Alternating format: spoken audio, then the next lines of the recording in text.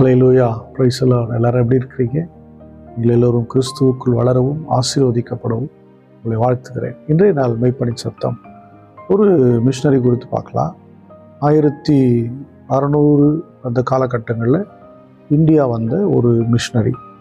இவர் பார்த்தீங்கன்னா ஒரு போர்ச்சுகல் நாட்டுடைய இளவரசனுடைய நண்பன். அவர் பேருடைய ஜான் டி பிரிட்டோ. நல்ல ஒரு வாலிப நாட்களை, நல்ல நட்பு, நல்ல ஒரு வெல்த்தியான பர்சன், நல்லபடியாக வாழ்ந்துட்டு இருந்தார். அப்படி இருக்கும்போது திடீரென்று அவருக்கு ஒரு சரீரத்தில் திடீர்னு ஒரு தீராத வியாதி ஒன்று அவரை தொற்றி கொண்டது. மரண தருவாயில் இருக்கும்போது அவர் இயேசு கிறிஸ்துவினால் சுகம் பெற்றார். அப்படி சுகம் பெற்றபோது அவர் என்ன பண்ணார்னா ஆண்டவரை ஏற்றுக்கொண்டார். ஏற்றுக்கொண்டு அவர் ஊழியத்திற்கென்று தன்னை ஒப்பு கொடுத்தார். திருமணம் செய்யாமல் ஊழியம் செய்யணும்னு சொல்லி தன்னை ஒப்பு கொடுத்தார். அப்படி ஒப்பு கொடுத்த அவர் குரு பட்டத்தை பெற்றுக்கொண்டார். பிரான்சிஸ் சேவியர் அவருடைய தலைமை அந்த ஊழியத்தின் மூலமாக இந்தியா வந்தார். இந்தியா வந்தப்போ பார்த்திங்கன்னா இந்தியாவில் ஏகப்பட்ட பிரச்சனைகள், நிறைய ஜாதி பிரச்சனைகள், ஏற்றத்தாழ்வுகள், ரொம்ப மோசமான பிரச்சனைகள்லாம் நிறைய இருந்துச்சு. இந்த காலகட்டத்தில் தான் அவர் இந்தியாவுக்கு வர்றார். ஒரு அநேகரை ஆண்டவருக்கென்று நடத்துகிறார். இந்தியாவில் அவர் ஸ்பெஷலி தமிழ்நாட்டில் அவர் என்னுடைய பெயரை மாற்றிக்கிட்டார்.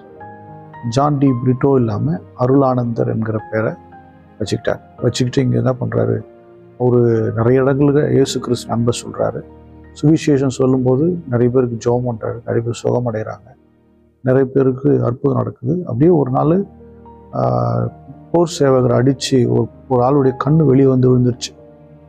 அந்த கண்ணை எடுத்து ஒரு உள்ளே வச்சு ஜெபம் பண்ணுறாரு. ஹீல் ஆயிடுச்சு, நல்லா பார்வை தெரிய ஆரம்பிச்சிருச்சு, சுகமாயிட்டார். இப்படி நிறைய அற்புதங்களை அவர் செய்கிறத பார்த்தோன்னா மக்கள் ஒரு பக்கம் வெல்கம் பண்ண ஆரம்பித்தாங்க. ஆனால் இன்னொரு பக்கம்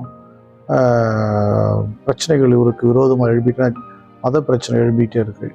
ஆனால் இவர் சுவிசேஷத்தை மிக அழகாக சொல்லிக்கொண்டே வந்தார். ஆனால் தடியத்தேவன் என்கிறவரை ஆண்டவராக இயேசு கிறிஸ்துக்குள் நடத்தினார். அவர் பொல்லாத வழியிலிருந்து திரும்பி வெளியே வராரு, ஆண்டவர் ஏற்றுக்கொள்ள. இப்படி இருக்கும்போது சேதுபதி என்கிற ஒரு அரசன் அவர் அருளானந்தரை கொல்ல திட்டமிடுறார்.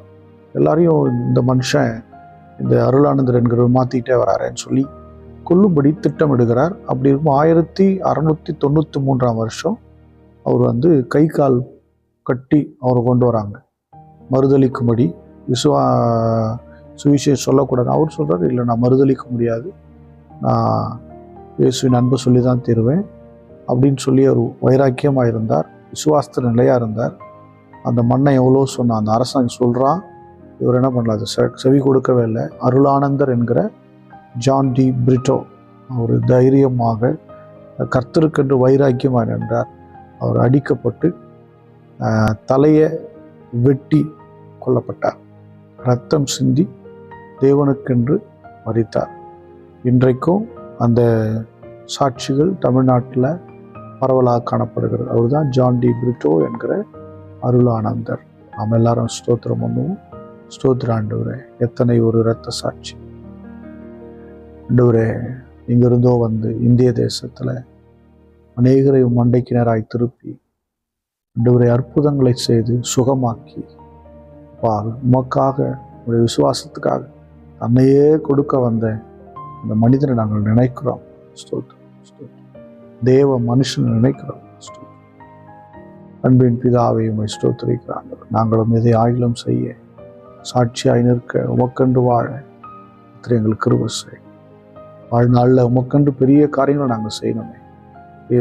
இயேசு கிறிஸ்து நாமத்தான் ஜெபிக்கிறேன், ஜீவனுள்ள நல்ல பிதாவே. God bless you.